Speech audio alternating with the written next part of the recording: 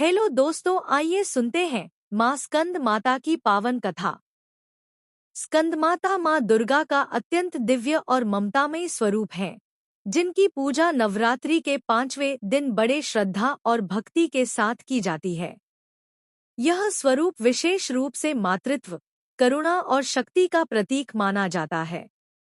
स्कंद माता नाम इसलिए पड़ा क्योंकि वे अपने पुत्र भगवान कार्तिकेय अर्थात स्कंद को अपनी गोद में धारण करती हैं। माता स्कंदमाता की आकृति अत्यंत शांत और सौम्य होती है।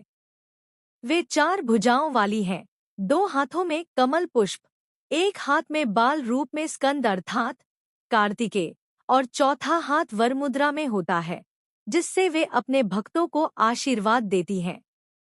वे कमल के आसन पर विराजमान रहती हैं, इसलिए उन्हें पद्मासना देवी भी कहा जाता है। उनका वाहन सिंह है, जो उनकी अद्भुत शक्ति और साहस को दर्शाता है।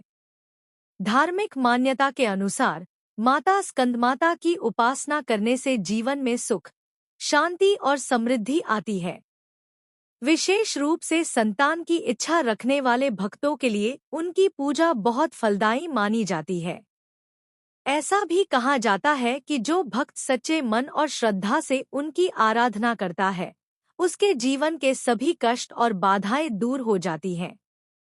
स्कंदमाता की पूजा का एक विशेष महत्व यह भी है कि उनकी आराधना करने से भगवान कार्तिकेय भी प्रसन्न होते हैं, जिससे भक्त को दोहरा आशीर्वाद प्राप्त होता है।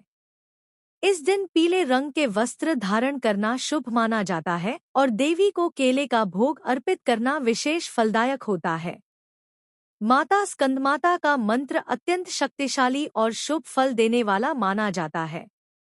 नवरात्रि के 5वें दिन इस मंत्र का जाप विशेष फलदायी होता है। स्कंदमाता बीज मंत्र। ओम देवी स्कंदमाताय नमः। मान्यता है कि जो भक्त इस मंत्र का श्रद्धा और एकाग्रता से जाप करता है, उसे सुख शांति, समृद्धि और संतान सुख की प्राप्ति होती है। आध्यात्मिक दृष्टि से स्कंदमाता की भक्ति करने से हृदय में पवित्रता और सकारात्मकता का संचार होता है। वे हमें यह संदेश देती हैं कि एक माँ का प्रेम, त्याग और संरक्षण ही जीवन की सबसे बड़ी शक्ति है। उनकी कृपा से न केवल भौतिक सुख मिलते हैं, बल्कि आत्मिक शांति और मोक्ष का मार्ग भी प्रशस्त होता है।